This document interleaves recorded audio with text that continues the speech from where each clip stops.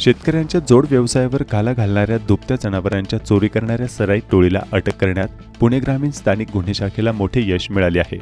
या कारवाईत 5 गुन्हे उघडकीस आले असून 5 दुभती जनावरे आणि चोरीसाठी वापरलेले पिकअप वाहन असा एकूण 6,10,000 रुपयांचा मुद्देमाल पोलिसांनी हस्तगत केला। उत्तर पुणे जिल्ह्यातील या गंभीर गुन्ह्याची दखल घेत पुणे ग्रामीण पोलीस अधीक्षकांच्या सूचनेनुसार स्थानिक गुन्हे शाखेने विशेष तपास पथक स्थापन केले। तपासादरम्यान सुमारे 120 किलोमीटरपर्यंत सीसीटीव्ही फुटेज तपासण्यात आले।